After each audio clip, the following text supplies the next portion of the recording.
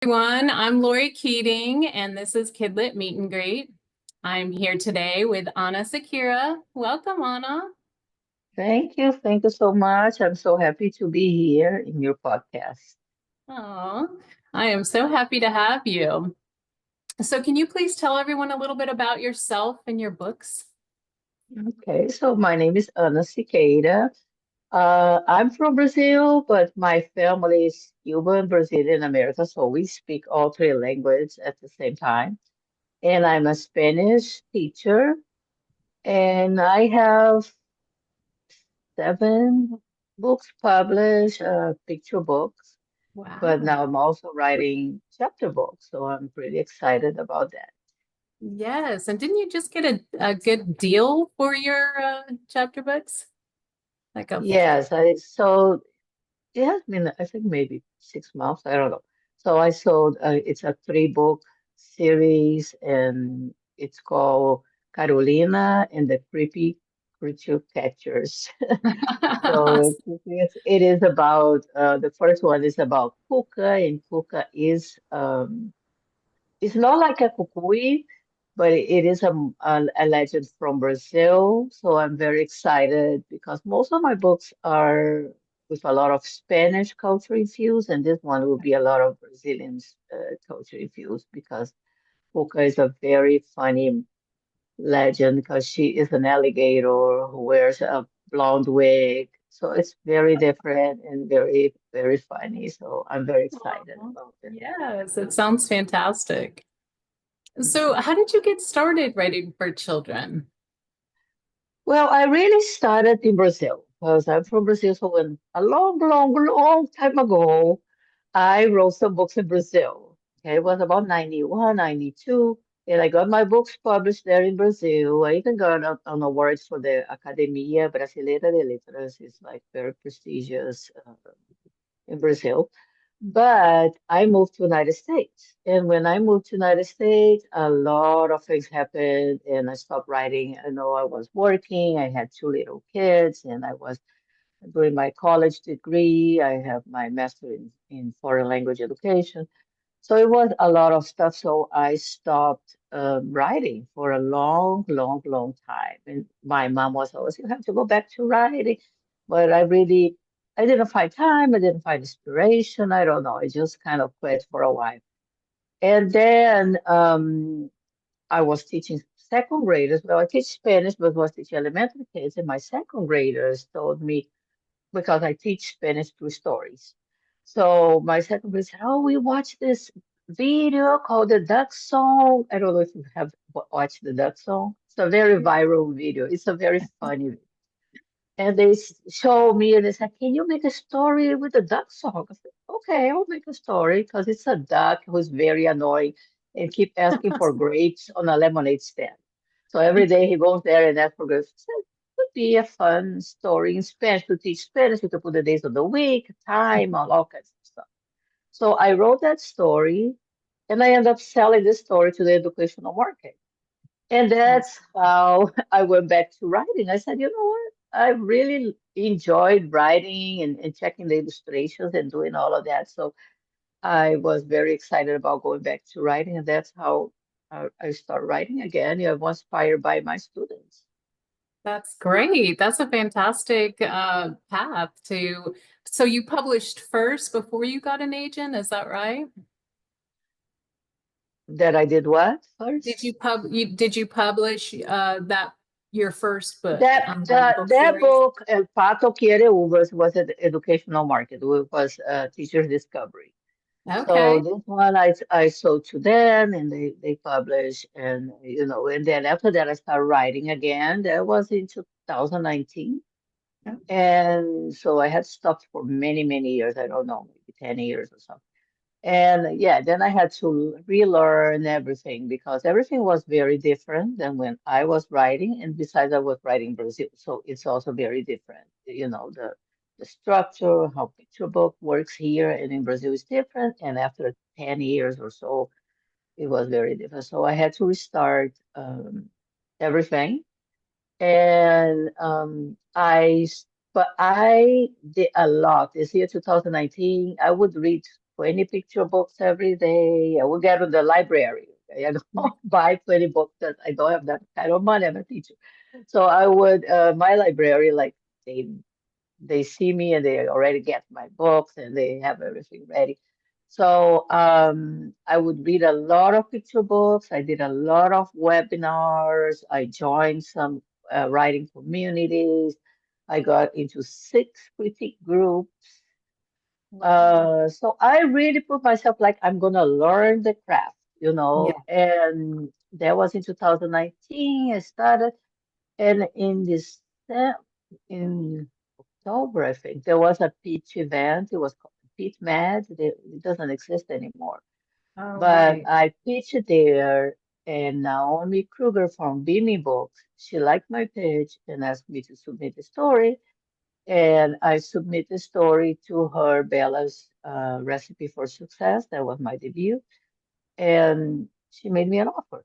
So, and then from there, I found, because of that offer, I found my agent. At that time was Andrea Walker, but she unfortunately had to quit agenting due Okay. to some personal problems. So now I have a different agent. But yeah, so it was Wow. faster than than a lot of people, but Sure. I already had like my a little bit of my career in Brazil, and I put a lot of effort. I think I did it in 1 year. A lot of people do it 3 because I was like, okay, I'm gonna do this. So Yes, the determination and drive, it pays yeah, off. It does. yes. Mhm. So, what are some challenges that you faced and how do you deal with them? The challenges, I think everybody deals with the challenge of rejection. Oh, Sure. it's really tough. Even like, oh, you have books published, now you don't have a, oh no, it's not like Right. that.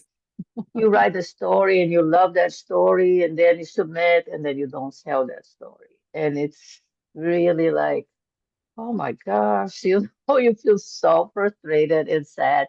But the way Yeah. I deal, I will feel sad for a few days. I will eat some chocolate because Right. that's the solution for all my problems with chocolate. And then after that, just go back to writing. There's nothing else you can do, right? You just have to say, okay, I'm gonna write a different story, or I'm gonna revise this story if you really believe this story, but you might say, okay, maybe I can revise or change or do something different and try again. So it is tough. But when you have a lot of critique, if you're in a lot of critique groups, so you have your critique partners, they always help you, they always support you if you're feeling really down. Sure. But it is tough. You always, sometimes you're gonna feel like, okay, I think I don't have any more talent, or I think I should quit, or I think some days are like that. But then Sure. after a few days, you'll say, well, no, I have to get back on track Right. and keep on doing it. But it's tough. It is a tough word and so Yeah. slow.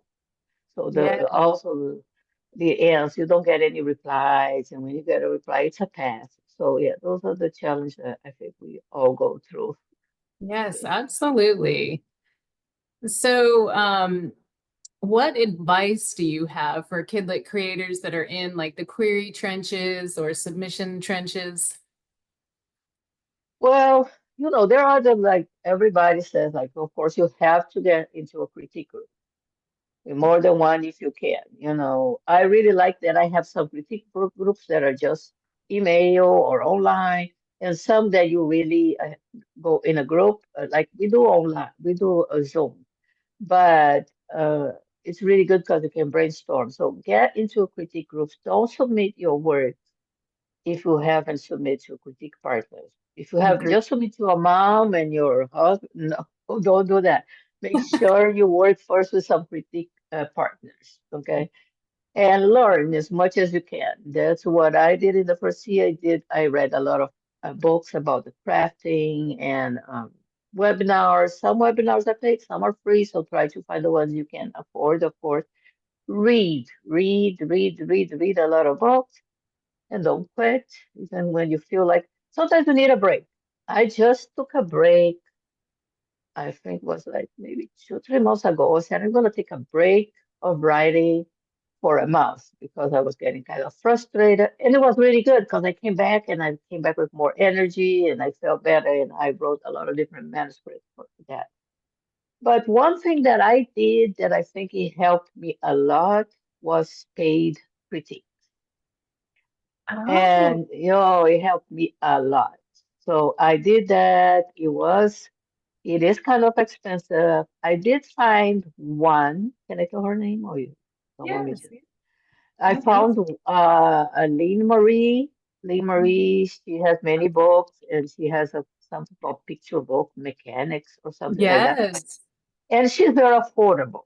Okay. So she helped me a lot. She was kind of a mentor, it was paid, but I would do like a critique with her every month. And she Oh, taught me a lot because her critique would not just be like, this is not working. She said, this is not working because of this. Remember, for example, she told me, oh, if you're going to present something in a picture book, like in your page 28, you have to show that on the first pages. You cannot just magically, something can appear on page 28, right? So if you're going to say like her dog did something on page 28, you have to show the dog on page one or two, you know. okay. So she would teach me tips like that. So it was kind of a mentorship for me, and I think that helped me a lot. But I did other pavement critiques with other people. And like for example, Abuela Supercapa, I get two critiques from Heidi Stemple, Jane Yolen's daughter, right? Okay. And she really helped me get to the point that my agents at that time was Andrea Walker. She said, let's submit it, you know. So I think paid critique really pays off. And I think that's why maybe my path was a little shorter because of that, you know. So you can always I know it can get expensive, but I decided that if you go to a college, you're gonna pay for your classes to become a doctor, to become a psychologist. So if you can afford and you can pay for that, I think it pays off. You know, if you can try a lot of webinars and reading and the other things, but Lee Marie is very, at least when she was helping me, she's very affordable. So I always suggest her because she's affordable. Yes. She's amazing. That was excellent advice. Thank you so much for that. So besides your chapter book that you have coming out, do you have any other projects that you're working on that you want to share or that you can talk about? Yes, well, I'm always exciting about writing a picture book. So I'm excited that my books are coming out in 2025. Gonna have a cover review of Vera La Valiente's Scare on February 3rd on Vivian Kirkfield Oh, blog, cool. viviankirkfield.com. This Vivian is amazing too. She's so supportive of all the authors. She is. And yeah, so I will have this book coming out, and I'm very excited because I really, really love the illustrations by Teresa Martinez. It's really funny. It's about a girl who's scared of roller coaster, but she will end up learning the value of being what is being brave. Being brave Right? might not be what we are expecting, so it might be a surprise. And then I have another book coming out. It's called Sticky Hermana and the Sticky Sister, right? And that is about my sister. She was really sticky. She wouldn't leave me alone, and she wanted even to go to my sleepover at my friend's house. So it is about her. So I'm very excited about that. And Oh, Vera is my older sister. So Vera Lavalente is about my older sister. And my son, my son was scared of, I matched two people because my son was scared of roller coaster, and my sister was always the brave. So I kind of matched them two, and this Vera Lavaliete is scared. And the other one's about Monica is my sister, and I put her real name in the book, so it is about oh, that. And then in 2025, I'm very excited that another book from the series for If Your Babysitter is a Bruja is coming out, and it's yeah. called If Your Abuelo is an Astronauta. And we are Awesome. working in the third book for that series. The still cannot talk, still in the process of working on it, but that I'm very excited. I hope it goes through. You never know in this world, but we are working on that with my editor. So yeah, I'm very, very excited. I'm writing another chapter book too. So a lot Wow. of different projects that I'm Yeah. working Wow, on. you are amazing. Congratulations for all your books coming out, all the ones that you have. And thank you so much for joining me here today. It's been so wonderful chatting with you. Before we go, can you tell everyone where they can find out more about you and your work on Yeah, you web? can go to my website, Ana, just one N, anafiction.com. And I made that on purposely try to be very easy because my last name is Siqueira, so I, everybody spells that wrong. There is an E and an I, so people put I and E. So I said, no, I cannot put my last name. Nobody will find. So it's anafiction.com, and there I have all my social media, and I have a contact form if you want to contact me. So yeah, and you can find out all about my books too in there. Great. Well, thank you so much for joining me today. I hope you have a wonderful rest of your day. Well, thank you so much for inviting me, and well, success on your podcast. Oh, thank you. Bye-bye. Bye. Okay.